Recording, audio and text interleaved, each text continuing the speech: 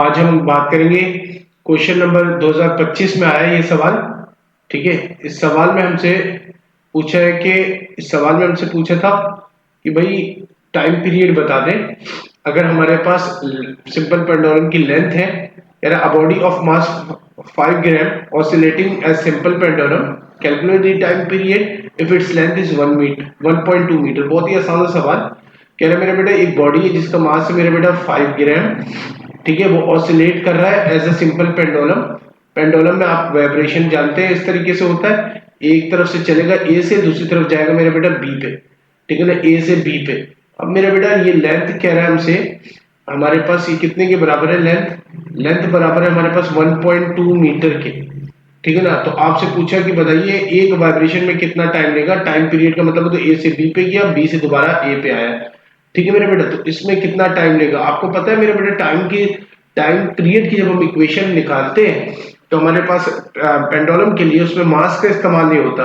तो मेरे बेटा हमें मास को ना ग्राम में कन्वर्ट करने की जरूरत ही नहीं। मैंने क्या कि सिंपल से किया, इसको 5 ग्राम ही रहने दिया, तब्दील करने की जरूरत ही नहीं पड़ी। मुझे बोला भाई लेंथ लेंथ मैंने ले लिया मेरा बेटा 1.2 मीटर। ठीक है ना, मुझसे बोला बताइए इसका टाइम पीरियड कितना होगा। ठीक है, तो मैंने इसको सॉल्यूशन में जाएंगे हम। ठीक है, सॉल्यूशन में आएंगे, टाइम पीरियड वाली इक्वेशन याद करें मेरा बच्चा।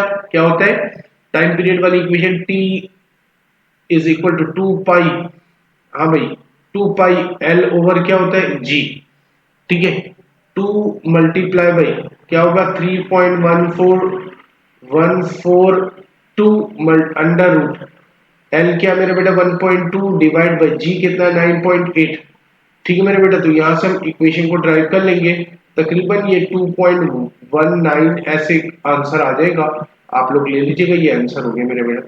तो ये हो गया 2025 के सवाल। एक सवाल आया मेरे बेटा 2018 में, प्रिपरेशन पेपर आपके पास ऑलरेडी है। ठीक है, तो मैं आपको बताता जा रहा हूँ। ठीक है, हम सवाल सॉल्व कर लेते हैं मेरे बेटा। तो यहाँ पर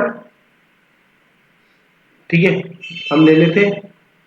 यहाँ पर कहता है मेरे बेटा एक 15 kg block suspended by a spring constant 5 exponent 3.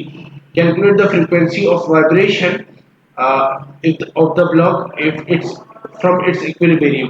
तो मेरे बेटा ये कह रहा है कि एक स्प्रिंग मास सिस्टम में सस्पेंड किया हुआ एक मास को।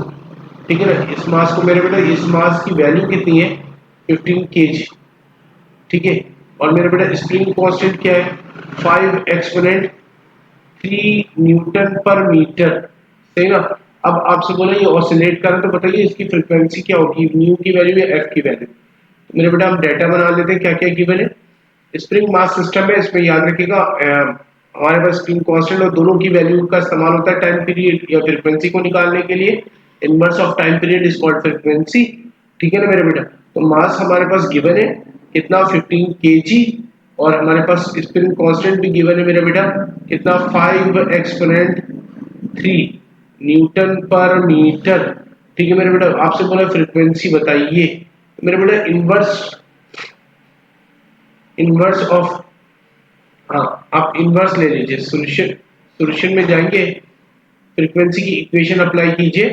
फ्रीक्वेंसी मेरे बेटा इनवर्स होता है 1/2 पाई के ओवर एम, है ना, यही फॉर्मूला था मेरे बेटा के ओवर एम। तो मेरे बेटा डिवाइड करेंगे किससे, 2 पाई कितना है 3.142, इन दोनों से डिवाइड करना है। के की वैल्यू मेरे बेटा 5 एक्सपोनेंट 3 है, या 5000 रख ले, एक ही बात है। आप इसको रूट में ले ले मेरे बेटा, इसको आंसर सॉल्व करेंगे, ये तकरीबन आंसर आएगा 2.90 मेरे बेटा। फिर 2.90 that is the unit of frequency hertz.